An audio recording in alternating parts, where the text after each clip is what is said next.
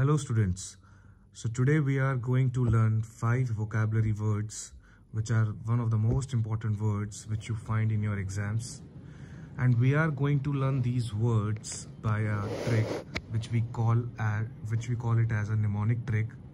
So by this trick you will be listening the word once and will remember it forever.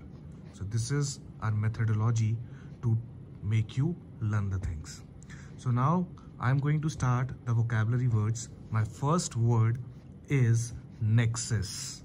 So the word nexus, if you see the word nexus carefully, then if you pronounce it in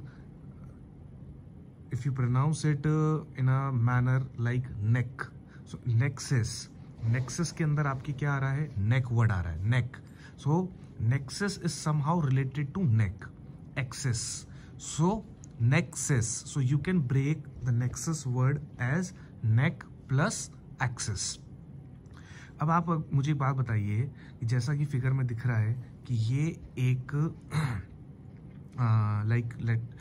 this is a human figure जिसके अंदर ये highlighted portion जो है ये नेक है. So this neck is connected to the brain, through some axis. So the meaning of nexus is the connection. The meaning of nexus is connection. इसका मतलब कोई भी connection होगा उसको हम क्या कहेंगे? nexus. So whenever we say कि what is your connection with him, what is your connection, क्या relation है, क्या connection है किसी के साथ, so we use the word nexus. Okay, जो connection है वो दो तरीके के हो सकते हैं. एक हो सकता है एविल नेक्सस और एक हो सकता है गुड नेक्सस. अगर मेरा कनेक्शन किसी के साथ अच्छा है so I call it as good nexus, and if it is a bad connection तो I can call it evil nexus. So for an example, if we see the relationship between a police and gangster, it is always evil nexus. Police और जो चोर होता है, gangster होता है, robber होता है, उनके बीच में जो कनेक्शन होता है वो कभी भी दोस्ती वाला नहीं होता, हमेशा हेटेडनेस वाला होता है. So evil nexus, the connection between police and gangster is evil nexus. Okay, so I hope you are clear with the word nexus. Now my second word, please pay attention to the second word. You will be liking this word. It is very easy to decode. So the second word is noisome. The second word is noisome. अगर वापस से आप इसको बार बार बोलेंगे, if you keep pronounce this word noisome, so noisome का मतलब क्या होगा? noise. क्या मतलब होगा? noise.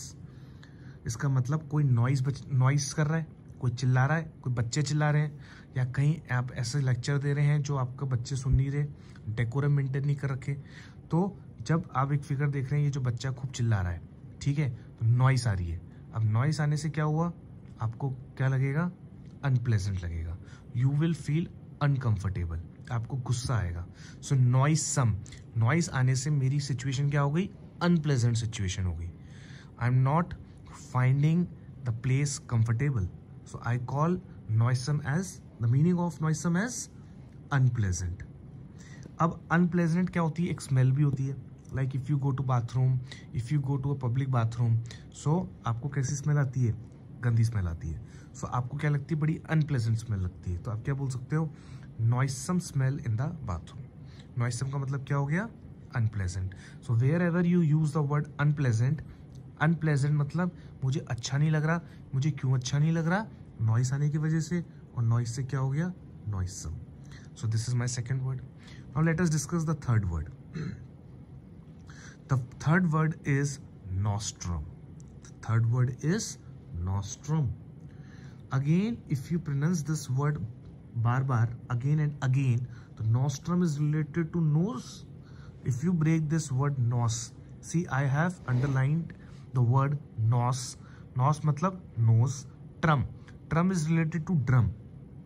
इसका मतलब किसी की नाक अगर ड्रम जैसी गोल मोटी हो जाए तो हम उसको क्या बोलेंगे? नॉस्ट्रम. अच्छा, किसी की नाक मोटी ड्रम जैसी कब दिखेगी? मैंने देखिए आपको फिगर में एक लड़के की फोटो को रेड से बनाया है. इसका मतलब वो जो बेचारे की काली कलर की नाक थी उसका साइज बढ़ के लाल हो गई है. ठीक है, तो इससे क्या होगा? ये ज़्यादातर जो होता है गलत मेडिसिन खाने से हो जाता है. किससे हो जाता है? रॉन्ग मेडिसिन खाने से हो जाता है. किसी की रॉन्ग प्रिस्क्रिप्शन से हो जाता है। तो जब आप कोई दवाई खाओगे और आपकी नाक फूल जाएगी तो आप क्या करोगे, दवाई वाले के पास जाओगे, डॉक्टर के पास जाओगे और यू स्टार्ट क्वेश्चनिंग। आप क्या बोलोगे, क्वेश्चन करना स्टार्ट करोगे कि मेरी नाक में साइड इफेक्ट्स आ गए। So you will start questioning. So the basic meaning of Nostrum is questioning. Fake prescription, fake doctor. Fake से मुझे एक वर्ड और याद आ रहा है, उस वर्ड को भी आप याद कर सकते हैं, दैट इज क्वैक। क्वैक। तो अगर हम बोले फेक डॉक्टर, तो फेक डॉक्टर इज क्वैक। तो आप मुझे एक पिक्चर, एक ऐसी पिक्चर जिसके अंदर फेक डॉक्टर का रोल किसी किरदार ने निभाया था, प्लीज़ कमेंट बॉक्स में नीचे मुझे बताइए। I would be glad if you tell me the name of the picture in which the doctor shown was the fake doctor. The doctor is called quack doctor. So quack prescription भी हो सकता है, quack doctor भी हो सकता है। So quack is related to the, somehow related to the nostrum. I think you are clear with the word nostrum. Okay, now we are moving to the next word, fourth word, that is a very interesting word. Please do pay attention carefully. The next word I am presenting is necromancy. It is a very interesting word, necromancy. If you see carefully in the slide, I have underlined two words, crow and man, and in the second line I have mentioned crow dash man. That means a crow has been changed into a figure of man. एक crow एक आदमी बन चुका है। क्या ये possible है? बिल्कुल पॉसिबल है। Black magic. कोई काला जादू करेगा तो काले कौवे को एक आदमी बना सकता है वो। If you put some magic then only it can happen. So basically necro, neck crow की जो नेक है उसको एक आदमी की नेक बना दी है, तो नेक्रोमेंसी। सो अगर ऐसा कोई कंडीशन आ रहा है, so it is basically black magic. तो necromancy is related to black magic. कोई भी